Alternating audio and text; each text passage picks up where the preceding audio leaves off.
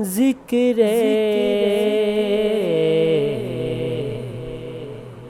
حق علی.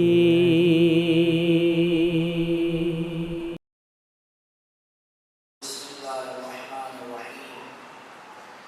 یا ایھا الرسول بلغ ما انزل الیک من ربک وان لم تفعل فما بلغت رسالته واللہ یعصمک من الناس واللہ لا یہدی القوم الکافرین. صلوات اللہ.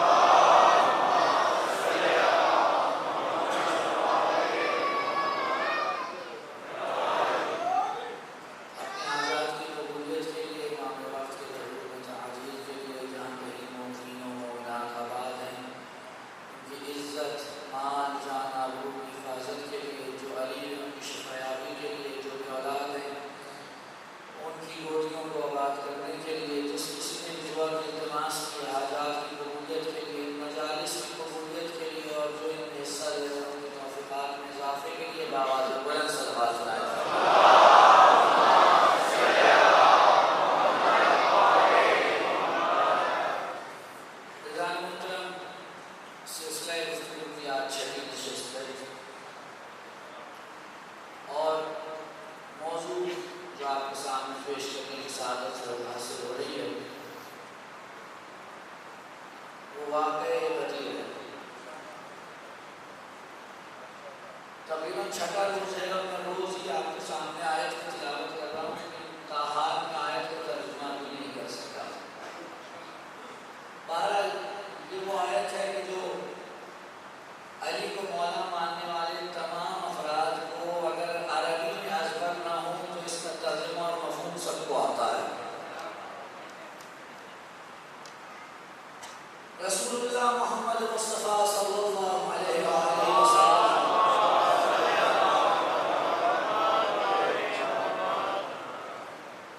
اپنا آخری حج کر کے مکے سے نکل رہے ہیں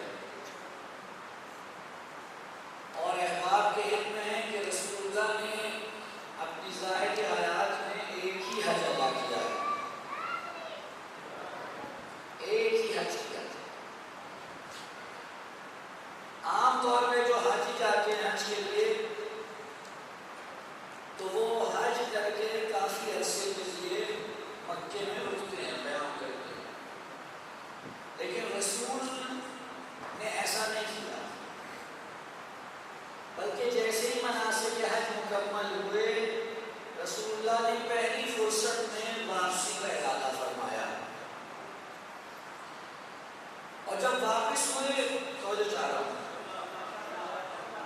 جب واپس ہوئے تو آپ کے علم میں ہے کہ جو مکے میں رہنے والے مسلمان ہیں وہ مکے میں رہ گئے, وہ ساتھ نہیں جائیں گے. رسول کے ساتھ جو جائیں گے وہ ہیں جو مکے سے باہر سے آئے ہوئے ہیں, مدینے میں ہوں گے, یمن سے ہوں گے. مکے والے کہاں ہوں گے؟ مکے میں رہیں گے. ایک سوال یہاں پر یہ کیا جاتا ہے کہ اگر واقعاً رسول اللہ اپنے بعد کسی کی امامت و ولایت و خلافت و وصایت کا اعلان کرنا چاہتے تھے تو اس کے لیے تو سب سے بہترین جگہ خود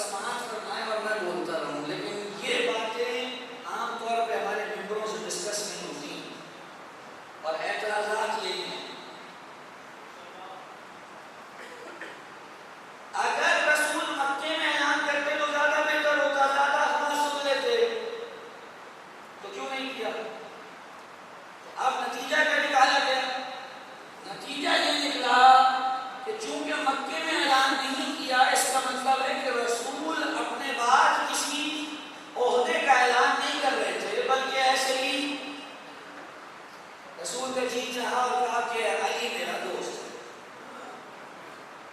کوئی مولا کے لفظ کے اوپر ساری بحث ہے. اول تو میں آپ کی خدمت میں بڑی ذمہ داری سے عرض کرنے جا رہا ہوں. کتب ستہ میں سے سنن ابن داؤد میں یہ روایت موجود ہے. مسند احمد ابن حنبل میں بھی متعدد طرق سے یہ روایت موجود ہے جو میں بیان کرنے لگا ہوں. رسول اللہ مینا میں خطبہ ارشاد فرما رہے ہیں اور ارشاد فرمانے کے بعد ایک ایسے مقام پہ پہنچے جہاں رسول اللہ نے کھڑے ہو کر کہا اے لوگوں میرے بعد 12 امام ہوں گے. توجہ, میرے بعد 12 امیر ہوں گے, میرے بعد 12 خلیفہ ہوں گے. توجہ ہے نا اللہ کی. رسول اللہ یہاں تک پہنچے تھے کہ بعض افراد اٹھے اور اتنا شور مچایا کہ کسی کو کچھ سنائی نہیں دیا. جائیے اٹھا کے دیکھ لیجیے, ہم کی طرف سے بیان نہیں کر رہا. اتنا شور مچایا کہ کسی کو کچھ سنائی نہیں دیا. رسول تو اس وقت بھی کچھ بیان کرنا چاہ رہے تھے.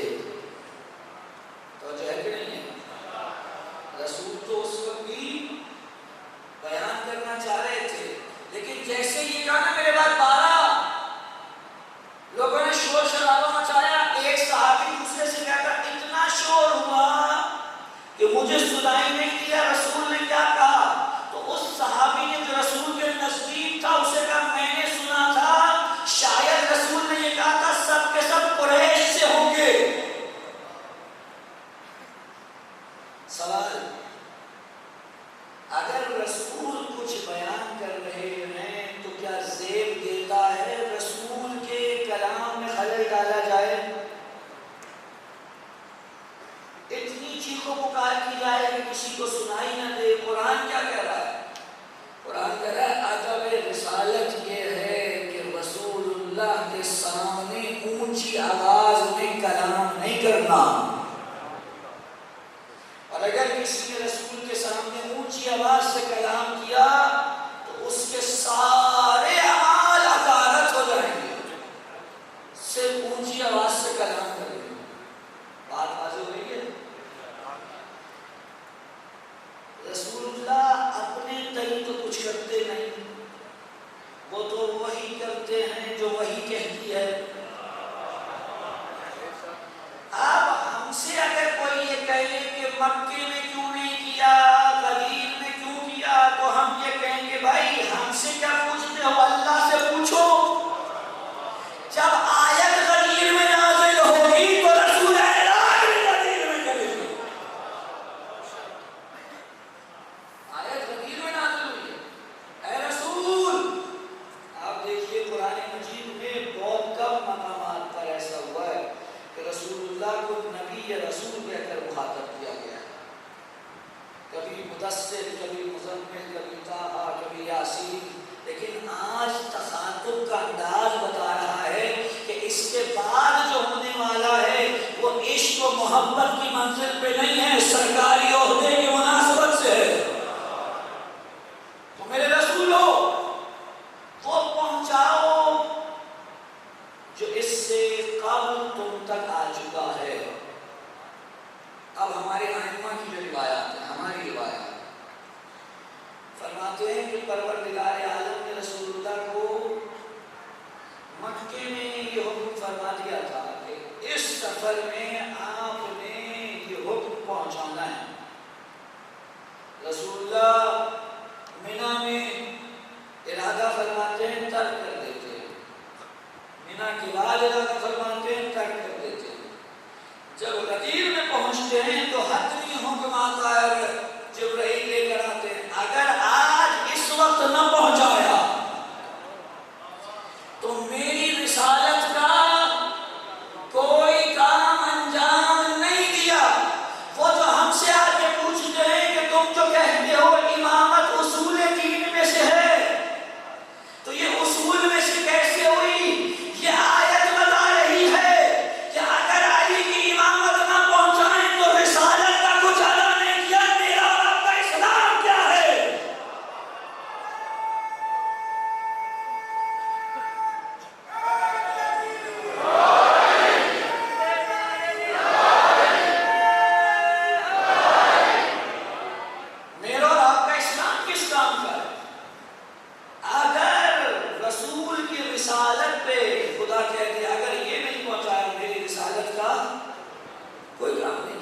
کچھ نہیں پہنچایا.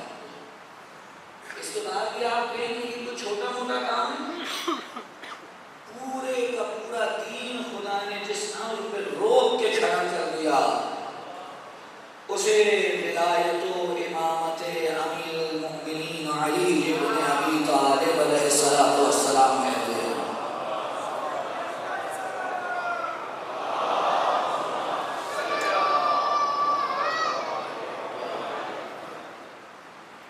روک دیا جیسے ہی حکم آیا. اچھا توجہ چاہوں گا آیت کی اسلوب کو دیکھیے آپ نے. فما بلغت رسالتہ واللہ یعصمک من الناس. اللہ تمہیں انسانوں کے شر سے محفوظ رکھے گا. سوال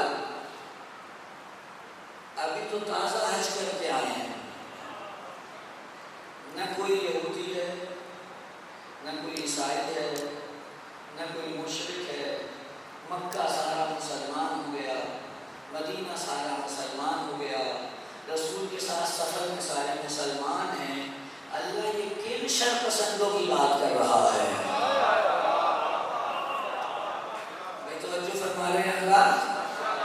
اللہ یہ کن شر پسندوں کی بات کر رہا ہے کہ جن کے بارے میں کہا رہا ہے ہم تمہیں انسانوں کے شر سے محفوظ رکھیں گے. معلوم ہوا کچھ ایسے ضرور تھے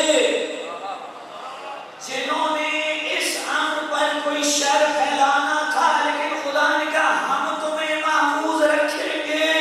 معلوم ہوا یہ اللہ نے رسول سے وعدہ کر لیا کہ جو بھی علی کی ولایت کو پہنچائے گا ابھی یا کبھی اسے انسانوں کے شر سے محفوظ رکھنے کی ذمہ داری ہماری ہے.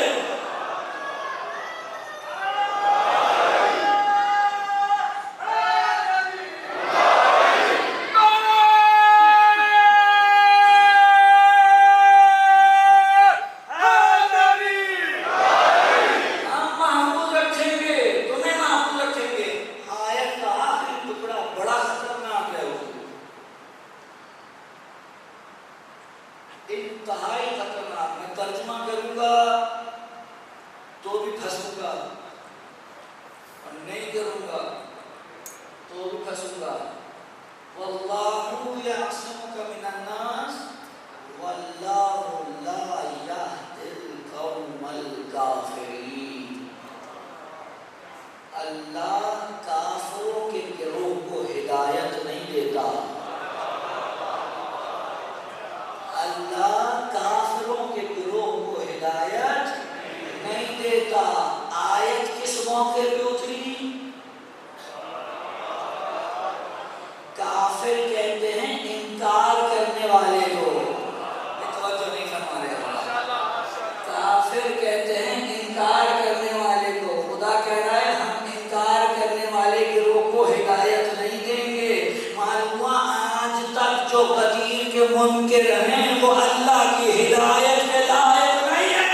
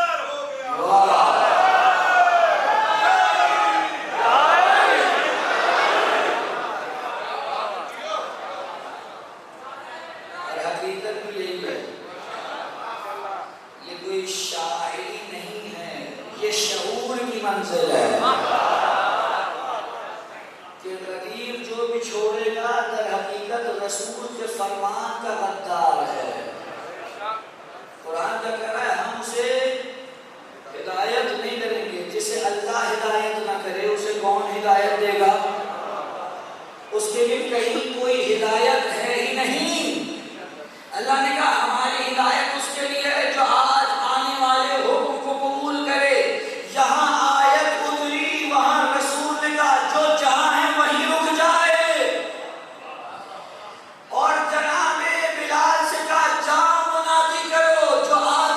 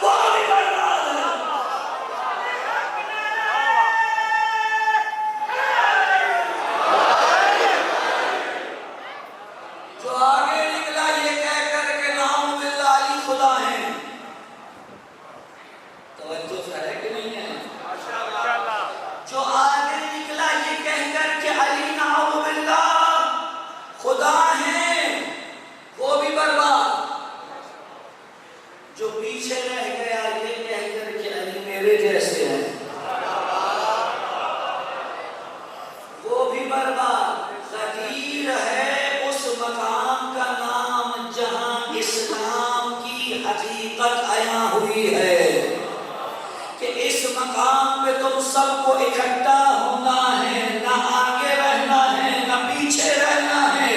اسی لیے رسول نے کہا تھا اے علی میری امت میں تیری مثال عیسیٰ جیسی ہے، جس نے عیسیٰ کو خدا سمجھ کر پڑھایا وہ بھی گیا، جس نے عیسیٰ کو اپنے جیسا سمجھا وہ بھی گیا۔ ہم علی کو خدا نہیں کہتے، تو جو ہے کل بھی میں نے یہ جملہ کہا تھا، یہ ممبر آئمہ کا ہے حضور، یہ کس کا ممبر ہے؟ آئمہ کا ہے، اس کا وارث زندہ ہے، یہ لاوارث نہیں ہے، یہ لاوارث نہیں ہے، اس کا وارث زندہ ہے۔ اس کے اوپر اسی کا تذکرہ ہوگا جو وارث کو مانتا ہو، تو ہے کہ نہیں ہے؟ جو وارث کو نہ مانتا ہو اس کا تذکرہ یہاں پر نہیں ہوگا۔ اگر کوئی علی سے کسی طرح کا دعویٰ کرے محبت کا، تو ہر دعوی محبت تو ضروری نہیں ہے کہ صحیح ہو۔ شیعہ کے عقیدے میں اور نصیری کے عقیدے میں ایک لفظ کا فرق ہے، ایک لفظ کا فرق ہے۔ نصیری کہتا ہے نعوذ باللہ علی اللہ، شیعہ کہتا ہے علی ولی اللہ۔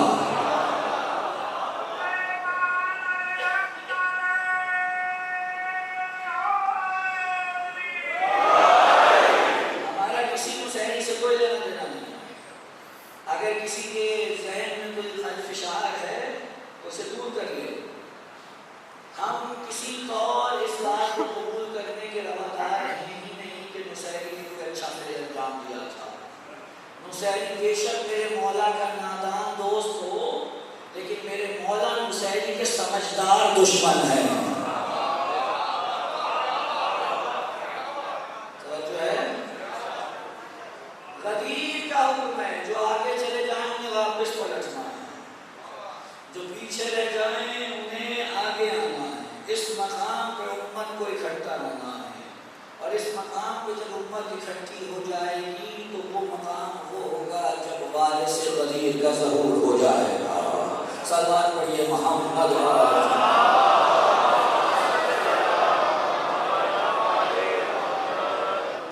رسول اللہ نے سب کو اکٹھا فرما لیا، اب حکم دیا کہ نماز کی تیاری کرو۔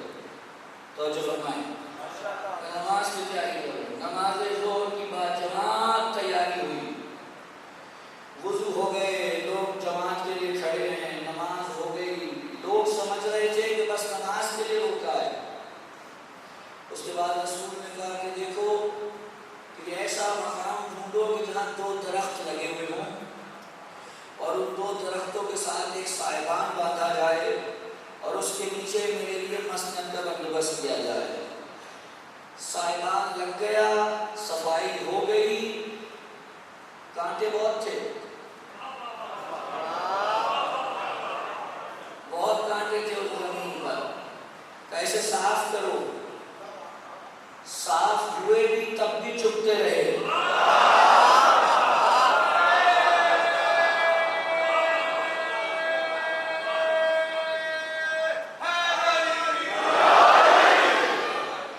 اور کچھ وہ تھے کہ جن کے فقط پیروں میں چبھ رہے تھے، اور کچھ وہ تھے جن کے کلیجوں میں چبھ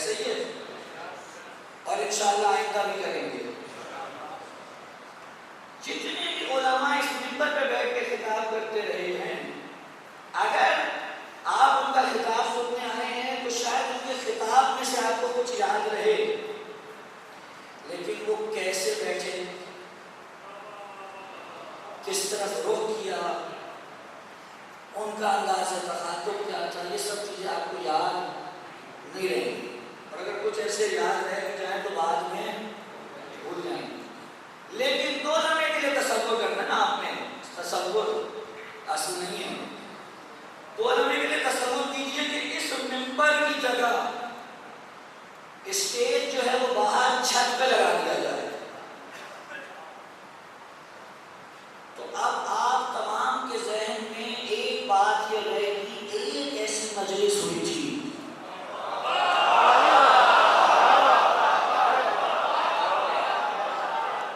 جس میں ممبر چھت پہ رکھ دیا گیا تھا، اور جب جب وہ یاد آئے گی تو اس مجلس میں جو جو کہا تھا وہ یاد آئے گا.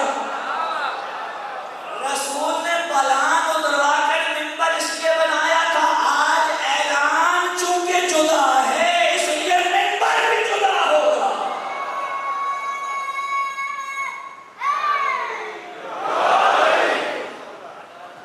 آج چونکہ اعلان جدا ہے، یہ رسول کی اسٹریٹجی تھی. حضور توجہ چاہتا ہوں، ورنہ رسول نے مینا میں جانتے کدھر خطبہ دیا تھا؟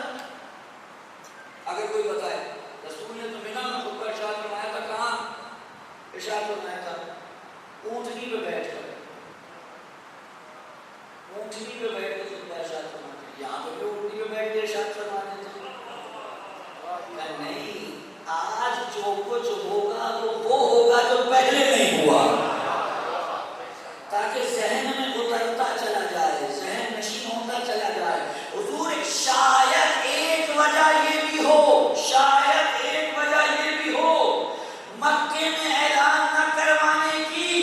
اگر مکے میں اعلان ہوتا تو علی کی ولایت کا اعلان کہیں مکے میں مناسک حج میں کھو جاتا، نہیں الگ میدان سجائیں گے، بھولنے نہیں دیں گے.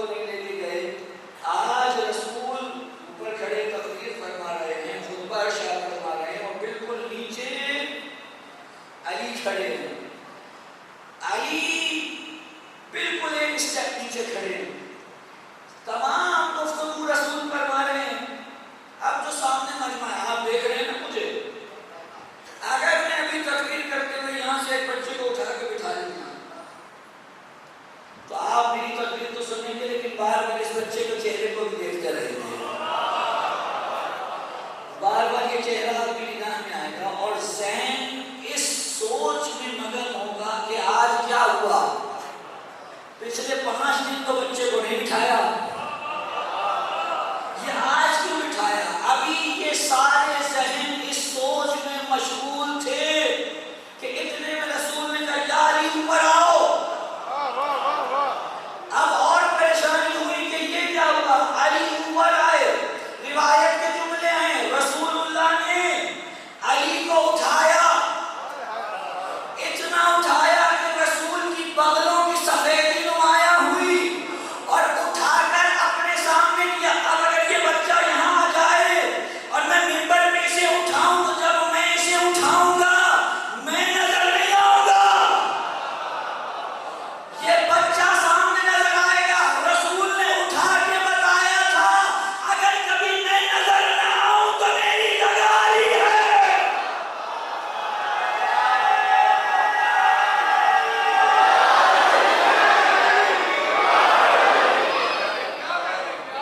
اگر کبھی میں نظر نہ آؤں تو میری جگہ علی ہے۔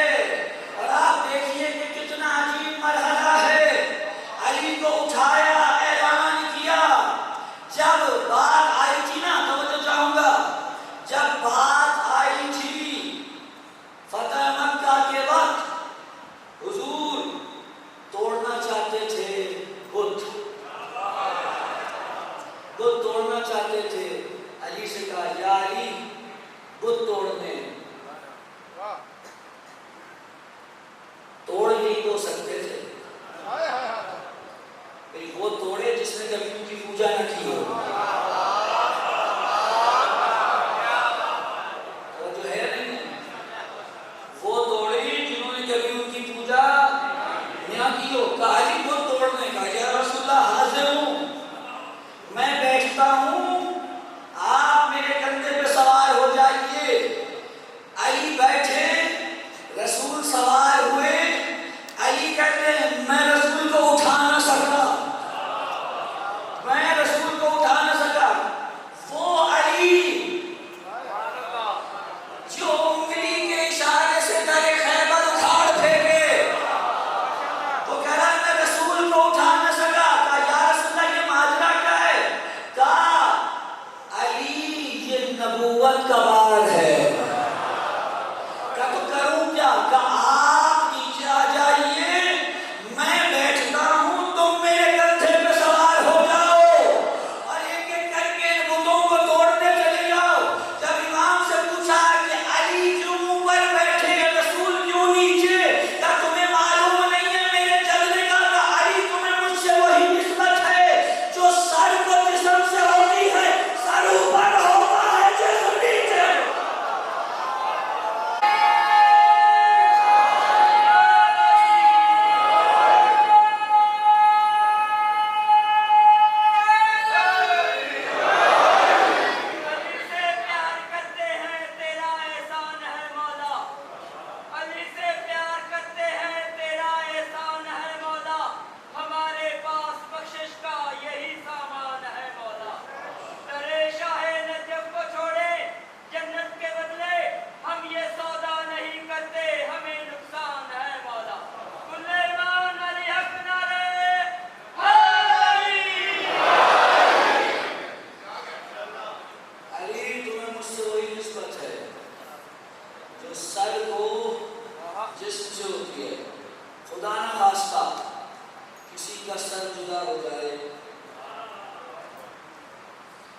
جسم نکارا تو دور کی بات ہے، پہچان ہی نہیں ہوگی، بات نہیں پہنچی ہے شاید۔ کسی بھی شخص کی پہچان اس کا سر ہے۔ رسول یہ کہنا چاہتے ہیں اگر مجھے پہچاننا چاہتے ہو تو میری پہچان علی ہے۔ مجھے ایسوں سے نہ پوچھنا، میری معرفت ایسوں سے نہ حاصل کرنا جنہیں خود کچھ نہیں پتا۔ دیکھیے نا، چلیے ہم کو لے چلوں تاکہ یہ بات واضح ہو جائے۔ جب پہلی وحی نازل ہوئی، پہلی وحی رسول پر نازل ہوئی، خطبہ قاسم میرے مولا نے پورا خطبہ ہے، جا کے دیکھیے گا پوری داستان خطبے میں اشارت بتائی۔ جب پہلی وحی نازل ہوئی تو میں رسول اللہ کے ساتھ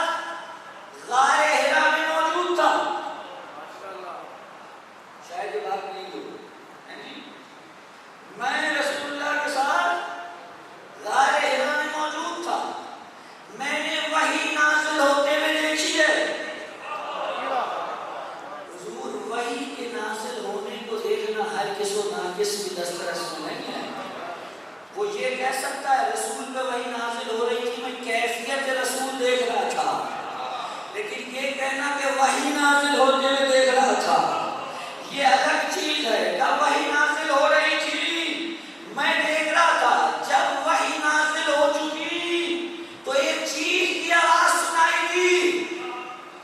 میں نے رسول سے پوچھا، یا رسول اللہ یہ چیخ کیسی ہے؟ کہا یہ شیطان کی چیخ ہے۔ چیخ ماری کیوں ہے؟ کہ اب وہ اپنی پرستش سے نا امید ہو گیا۔ اس کے بعد رسول نے مجھے کہا، یعنی علی کہہ رہے ہیں مجھے مخاطب کر کے کہا، یا علی جو میں دیکھتا ہوں وہ تو دیکھتا ہے، جو میں سنتا ہوں وہ تو سنتا ہے۔ یعنی یہاں درجہ سماعت ایک ہے، درجہ بصارت ایک ہے۔ دنیا نہیں معلوم کن کے پیچھے لگی ہے۔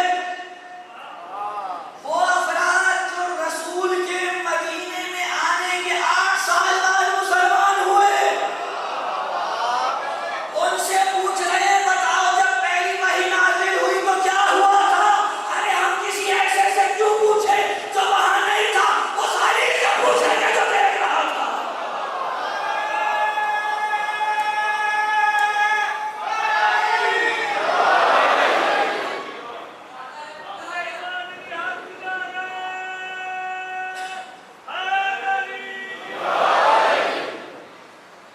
اس علی سے پوچھیں گے جو وحی نازل ہوتے ہوئے دیکھ رہا تھا۔ آپ دیکھیے نا کتنا فرق ہے۔ ایک شخص رسول کی کیسے معرفت کرا رہا ہے، اس نے یہ نہیں کہا کہ رسول کا جی گھبرا گیا، اس نے یہ نہیں کہا رسول کو کچھ سمجھ میں نہیں آیا، اس نے تو یہ کہا ہے جو آواز آئی تھی رسول نے یہ بھی بتایا کہ یہ کس کی ہے۔ یہ فرق ہے علی سے رسول کی معرفت حاصل کرنے میں اور دوسروں سے رسول کی معرفت حاصل کرنے میں۔ اس لیے رسول نے کہا تھا میری نسبت علی سے وہی ہے جو سر کو بدن سے ہوتی ہے، کیونکہ علی ہی ہے جو رسول کا حقیقی تعارف کرا سکتے ہیں۔ صلوات پڑھیے محمد و آل محمد۔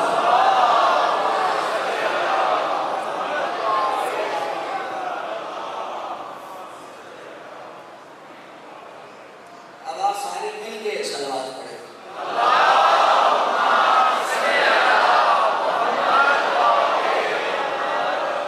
بلا لیا علی کو، اٹھا لیا علی کو، دکھا دیا علی کو۔ اس سب کے بعد اب وہ جو کہا تھا وہ تو میں بیان کر چکا نا، وہ تو ضرورت نہیں ہے کہ اٹھانے کے بعد کیا کہا تھا۔ تو جو ہے ہاتھ نہیں اٹھایا، فقط پورے علی کو اٹھایا ہے، پورے علی کو اٹھایا ہے، تاکہ دنیا یہ نہ کہہ سکے کہ کسی اور علی کی بات ہو رہی تھی۔ تو یہ فہذا، یہ والا علی، یہ علی کو اٹھایا، دکھا دیا۔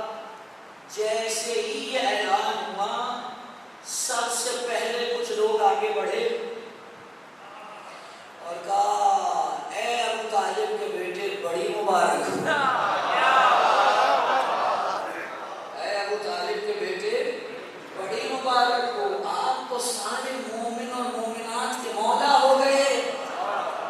اور کہا درست تھا، مومن اور مومنہ کے ہی مولا ہوئے ہیں۔ تو جو نہیں فرما لگا۔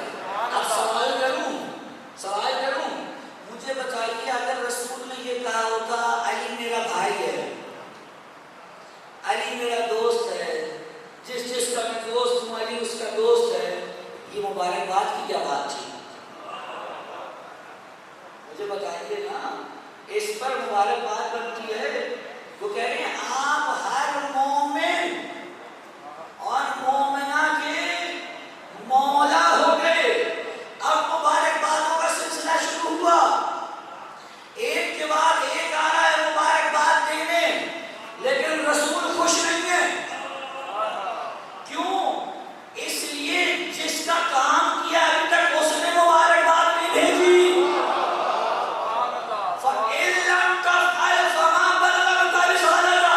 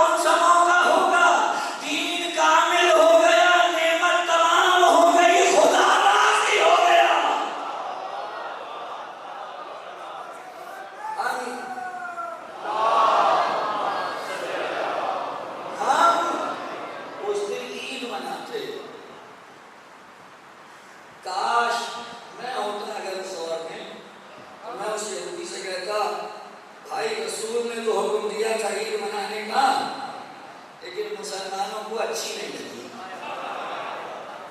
اور آج بھی کہہ رہے ہیں یہ عید غدیر منانا صحیح نہیں ہے. کوئی آپ کو نہ لگے وہ ایک صاحب آگے کہنے لگے اگر یہ عید ہے تو عید کی نماز بھی پڑھتے ہو گے. عید کی نماز پڑھیں. میں نے کہا جس دن عید میلاد النبی کی نماز آپ پڑھیں گے ہم اس کی پڑھیں گے.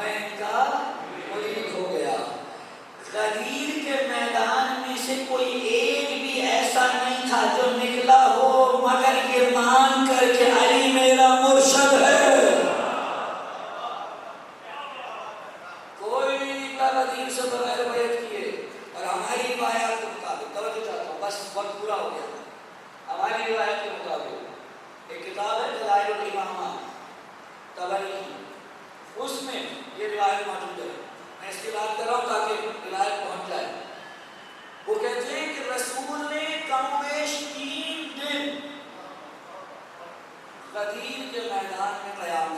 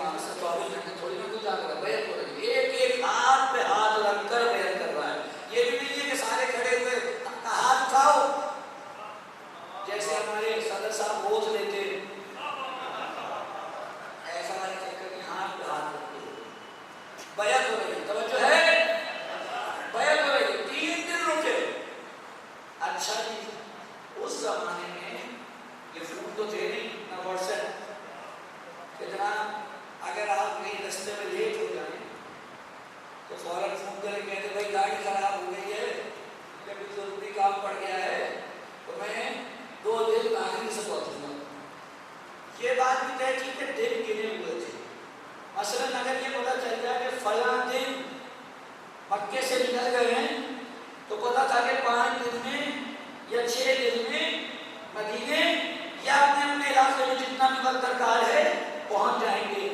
آج تک کوئی حاجی حج کر کے آئے تو حج کر کے وہ آتا ہے، لیکن بیگانی کی شادی میں عبداللہ دیوانے ہم ہوتے ہیں، ہار لجازہ پہ ڈال رہے ہیں، مبارکباد دے رہے ہیں، مرحبا کہہ رہے ہیں، ایسا ہے کہ نہیں ہے؟ تو جب 1400 سال کے بعد والے حاجیوں کا یہ حال ہے، وہ جو پہلا حج کیا رسول کے ساتھ مسلمانوں نے، تو خود جو مدینے میں یا کسی علاقے میں رہ گئے تھے، جب انہیں پتہ چلا کہ رسول نکل گئے ہیں، تو توجہ فرمائیں، رسول نکل گئے ہیں، تو اب وہ انتظار میں ہے کہ بھئی اتنے دن کا فاصلہ ہے اور اتنے دن میں رسول پہنچ جائیں گے. اب پہلے دن نکلے کوئی قافلہ نہیں آیا، دوسرے دن نکلے کوئی قافلہ نہیں آیا، تیسرے دن نکلے اب کافی دیر تک کوئی قافلہ نہیں آیا. اب یہ جو انتظار ہے نا، یہ شدید ترین کوفت ہے. تو ہے کہ نہیں؟ انتظار کرنا بڑی سنگین چیز ہے. انتظار کر رہے ہیں، اب آئیں گے اب آئیں گے اب آئیں گے. اب پہلے دن نہیں پہنچے، دوسرے دن نہیں پہنچے، تیسرے دن نہیں پہنچے.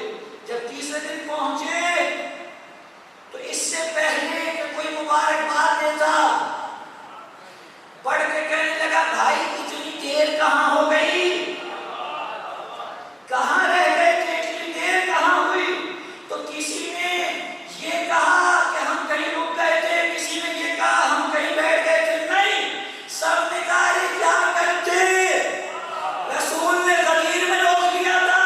تو اب پوچھا کیوں روکا تھا، کہ علی کو مولا بنتے دیکھ رہے تھے.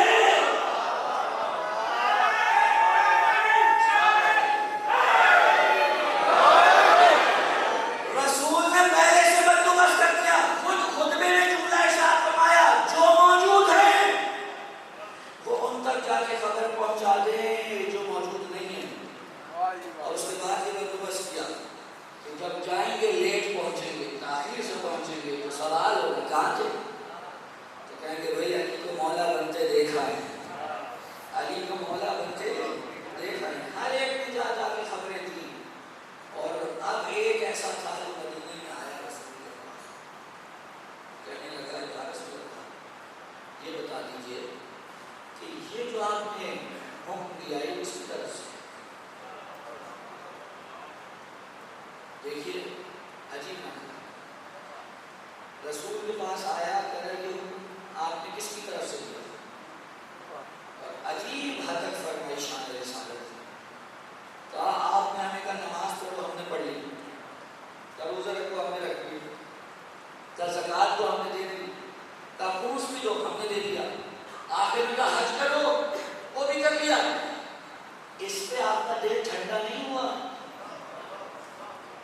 جو اب اپنے بعد اپنے بھائی کو ہم پہ مسلط کرنے جا رہے ہیں. یہ جملہ ہے کہہ رہا ہے لیکن بہت سے دلوں کی نمائندگی کر رہا ہے. دل خوش نہیں ہوا، ٹھنڈک نہیں پڑی آپ کے دل میں، اب آپ اپنے بھائی کو ہم پہ مسلط کرنے جا رہے ہیں. رسول نے کہا تمہیں ایسا لگتا ہے کہ میں نے اپنی طرف سے کہا، میں اپنی طرف سے نہیں کہتا، میں تو وہی کہتا ہوں جو پروردگار وہی فرماتا ہے. تو جیسے یہ لفظ سنے کہنے لگا چلا لگا اگر یہ خدا کی طرف سے ہے تو مجھ پہ آسمان سے عذاب نازل ہو. اور یہ کہہ کے جو چلا تو ابھی اونٹنی تک نہیں پہنچا تھا کہ قرآن میں سورہ معارج کی آیت نمبر اول آ گئی، سأل سائل بعذاب واقع، ایک مانگنے والے نے عذاب مانگا تو اس پہ آ گیا. اللہ نے آسمان سے پتھر پھینکا، پتھر سر پہ پڑا مر گیا. میں کہوں گا پروردگارا تیرا ایک اصول تھا، اور وہ اصول یہ تھا کہ تو امت محمدیہ پر عذاب نازل نہیں کرے گا. ابھی رسول سامنے ہیں، تو نے اس پہ پتھر پھینک کے اسے ہلاک کر دیا. یہ ماجرا کیا ہے کہ آج اگر اس پہ پتھر نہ پھینکتا تو ساری دنیا کہتی علی کی امامت ماننا کوئی ضروری کام نہیں ہے. آج عذاب نازل کر کے بتاؤں گا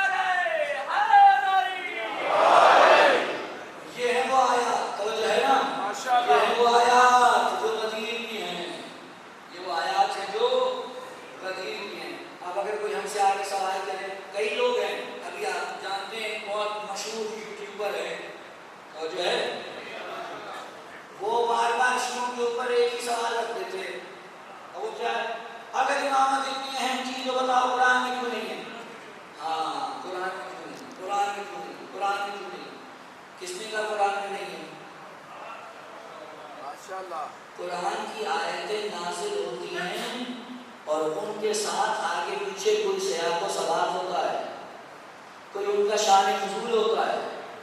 آپ قرآن کی آیتیں ایسے ہی پڑھتے چلے جائیں بغیر یہ دیکھیں کہ کب نازل ہوئی، کس وقت میں نازل ہوئی، کس کے لیے نازل ہوئی.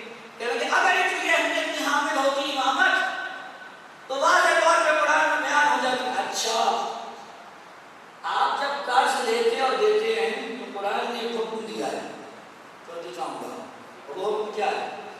وہ حکم یہ کہ جب بھی کسی کو قرض دو یا لو تو لکھت پڑھ کر دو. یہ حکم قرآن میں ہے. اب آپ جا کر تمام مکاتب اسلام کے فقہا اور مفتیان کرام سے پوچھئے کہ قرض دیتے ہوئے کیا لکھنا واجب ہے؟ سب کہتے ہیں واجب نہیں ہے، مستحب ہے. یعنی قرآن نے ایک مستحب عمل کا بیان کیا تو جو ہے یہ پریشان تو نہیں ہے. قرآن نے مستحب عمل کا بیان کیا ہے کہ جب تم کسی کو قرض دو تو لڑائی جھگڑے سے بچنے کے لیے لکھ لو کہ کتنا دیا ہے، کس موقع پہ واپس کرنا ہے. حضور یہ ہے مستحب. نماز واجب ہے یہ مستحب؟ واجب. قرآن نے مجھے نماز دکھائی ہے. کوئی کہے اتنی دفعہ کہا ہے اقیم الصلاۃ اقیم الصلاۃ، کہا نماز پڑھو. کیسے پڑھو؟ ماشاءاللہ ماشاءاللہ. بتائیے کہاں لکھی ہے قرآن میں نماز؟ اللہ قرآن میں ایک مستحب عمل کو بیان کر رہا ہے لیکن واجب نماز کا طریقہ بیان نہیں کر رہا. اب اگر کوئی کہتا ہے کہ اگر قرآن میں کسی چیز کو بیان نہیں کیا گیا اس کا مطلب ہے وہ واجب نہیں ہے یا اہمیت کی حامل نہیں ہے، تو پھر مانو کہ قرض کے بارے میں لکھنا نماز سے زیادہ اہمیت کا حامل ہے. مانو گے؟ کوئی نہیں مانے گا. یہ اللہ کو پتا ہے کہ اس نے کون سی آیت کیسے نازل کرنی ہے. میں کہ اللہ کے لیے اس تکلیف کو روشن کروں اور یہ حکم کو کہ اے خدا میری مرضی کے مطابق آیتیں نازل کر. آیات نازل ہوئی ہیں اور اللہ کے رسول نے ان کی تفسیر اور تبیین فرمائی ہے. آپ رسول کو چھوڑ کے آیات قرآن نہیں سمجھ سکتے. آپ سیاق و سباق اور شان نزول کو چھوڑ کر آیات قرآن کو نہیں سمجھ سکتے. آیات بتا رہی ہیں کہ ہم کہیں نازل ہوئی ہیں کہاں، رسول بتائیں گے. کس لیے نازل ہوئی ہیں رسول بتائیں گے. تو اگر کسی کے دماغ میں خلفشار ہے کہ جناب قرآن میں امامت کا تذکرہ نہیں ہے تو وہ بالکل ایسے ہی ہے جیسے وہ کہے کہ قرآن میں نماز کا تذکرہ نہیں، نماز پڑھنے کے طریقے کا تذکرہ نہیں. اگر اس کی وجہ سے کوئی بات سمجھ میں آتی ہو تو پھر اس کی وجہ سے بھی سمجھ میں آنی چاہیے. لیکن میٹھا میٹھا ہپ ہپ ہے اور کڑوا کڑوا صلوات پڑھ جائے محمد.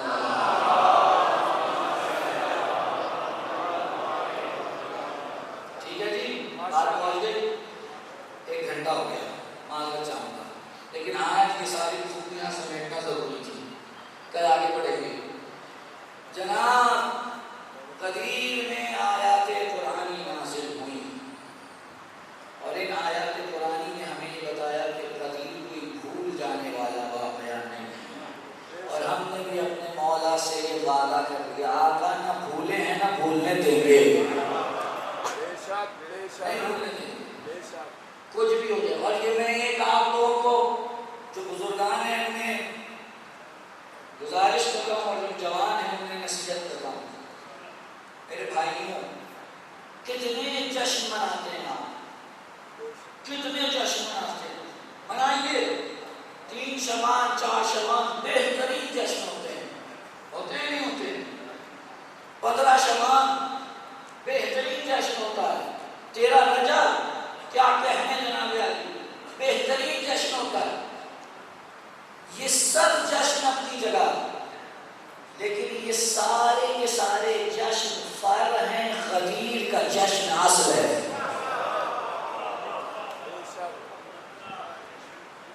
میں یہ بہت تکلیف کے ساتھ کہنے جا رہا ہوں، غدیر کا جشن جس طرح سے منانے کا حق ہے ویسے نہیں منایا جا رہا ہے۔ ہمارے ایک عجیب مرحلہ آ گیا، ہمیں یہ نہیں سمجھ میں آ رہی کہ ہم مومنین کو کیا تبرک اور کیا نیاز کھلائیں۔ ہم مرنے کے اور غم کے مجلسوں میں وہ کھلا رہے ہیں جو ہمیں جشنوں میں کھلانا چاہیے۔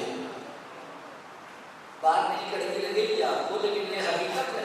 میں کسی کی نیت پہ شک نہیں کر رہا ہوں، سب کی نیتیں بڑی معتبر ہے، وہ اس کی اور امام حسین کے درمیان ہے، لیکن کم از کم یہ تو فرق ہو کہ غدیر کا اور عاشورہ کا جو کھانا اور نیاز ہو اس میں کوئی فرق تو ہو، پتہ تو چلے وہ خوشی کا کھانا ہے یہ غمی کا کھانا ہے۔ جتنا خرچ کرنا ہے حضور خدا را، جتنا خرچ کرنا چاہتے ہیں اپنی جیب سے، امام رضا علیہ السلام فرماتے ہیں غدیر کے دن کرو، جتنا خرچ کرنا چاہتے ہو غدیر کے دن کرو۔ اس دن کا جتنا تم خرچ کر رہے ہو اللہ تمہارا قرض نہیں رکھے گا، واپس کر دے گا۔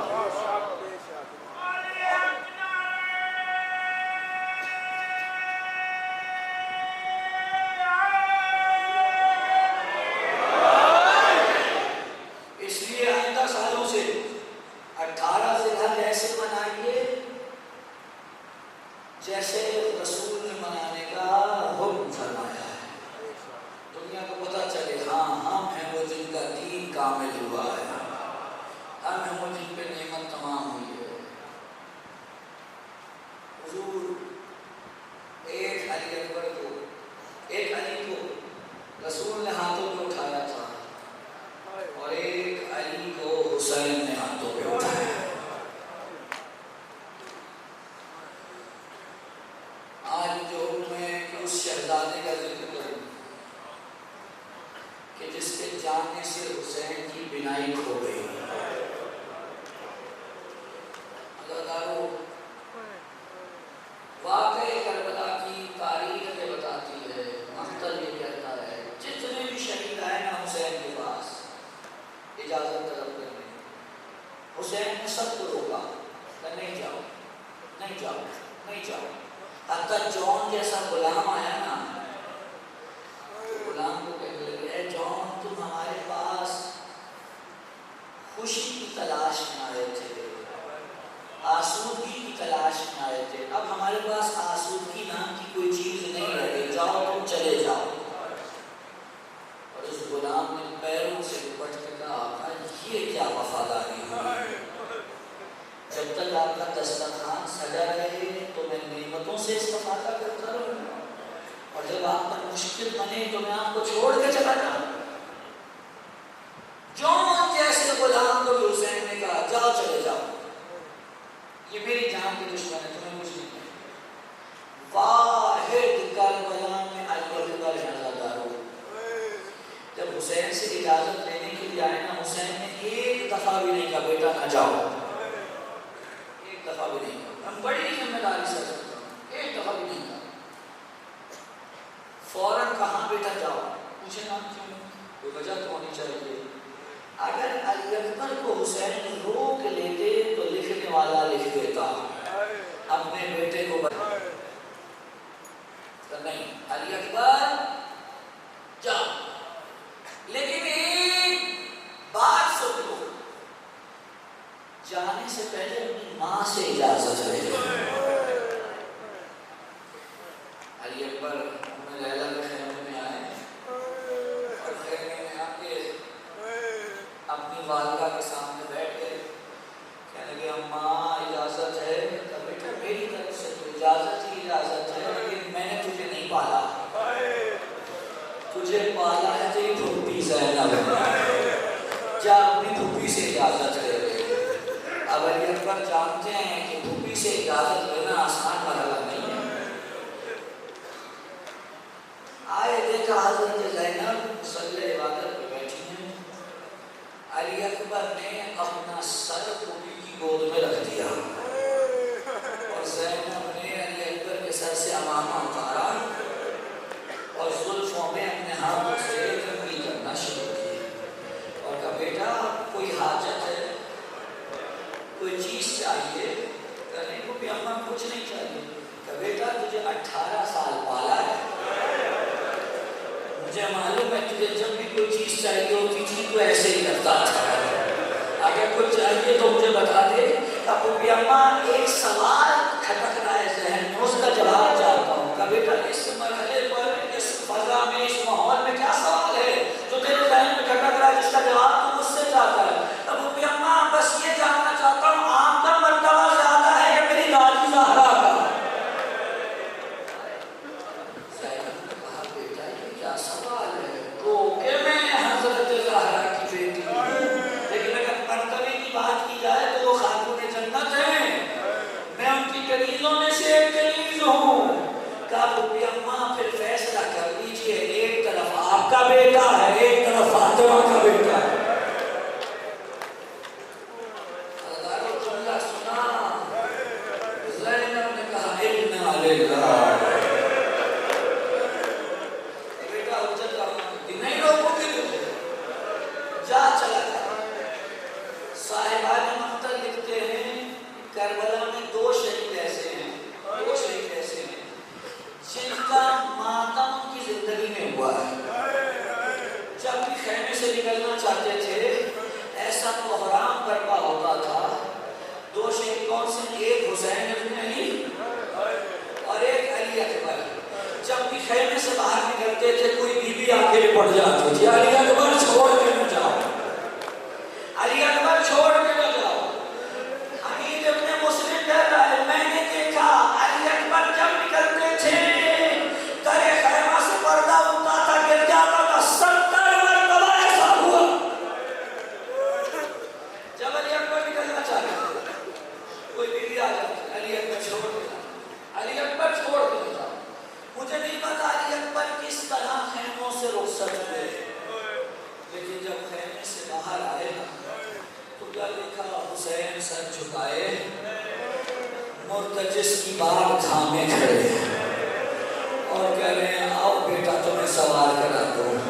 خدا کسی بوڑھے باپ پہ یہ وقت نہ لائے، خدا کسی بوڑھے باپ پہ یہ وقت نہ لائے کہ آؤ بیٹا سوار کرا دو۔ علی اکبر کو حسین نے گھوڑے پہ سوار کرایا، علی اکبر مقتل کی طرف چلے، ابھی چل رہے تھے تو کیا دیکھا؟ پیچھے کسی کی آہٹ آتی آواز آتی ہے۔ اب جو مڑ کے دیکھا تو دیکھا حسین کبھی گرتے ہیں کبھی اٹھتے ہیں، پیچھے پیچھے چلے آئے، واپس لوٹے، کب بابا ابھی تو ملے تھے، علی اکبر تیرا بھی تیرا جیسا بیٹا نہیں ہے۔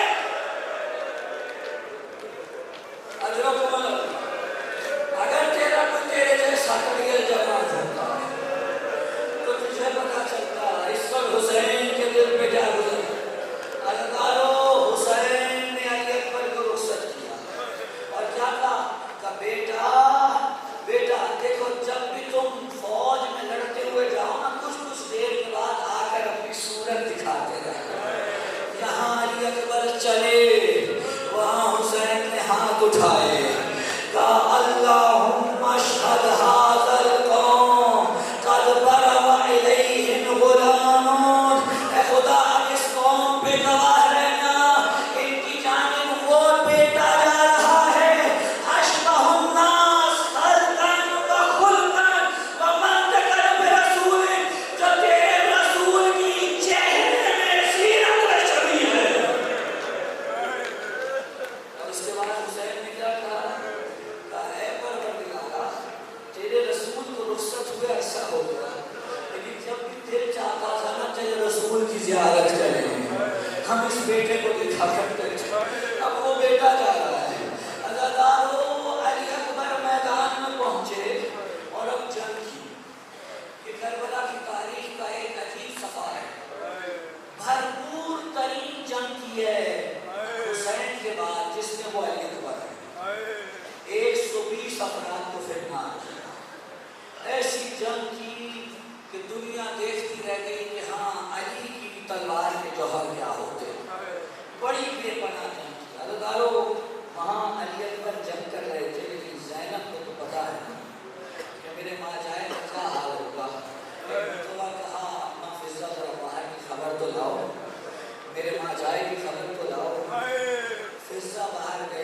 واپس آئیں کہنے لگی زینب اپنے ماں جائے کہا نہ پوچھ کیا ہوا تھا جب علی اکبر فوج اشیاء کی بجری میں کہیں چھپ جاتا ہے تو حسین کبھی اس قلعے پہ دوڑتے کبھی اس قلعے پہ دوڑتے اور آگے تو بیٹا علی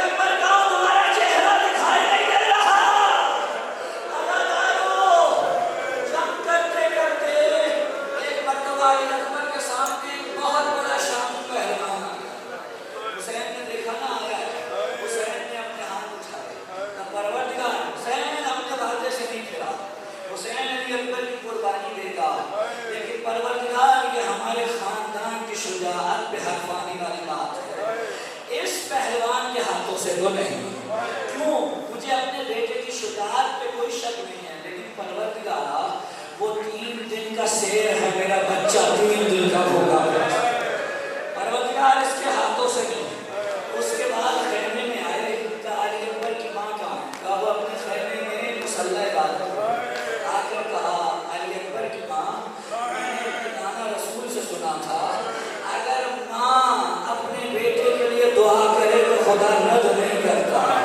دعا کرو اللہ ایک مرتبہ مجھے علی اکبر سے ملا دے حسین خیمے سے باہر گئے اور بے لیلہ نے بالوں کو پریشان کیا سجدہ کھانے میں سر رکھا کہا پروردگارا یعقوب کو یوسف سے ملانے والے اسماعیل کو حاضرہ سے ملانے والے ایک مرتبہ علی اکبر کو حسین سے ملا دے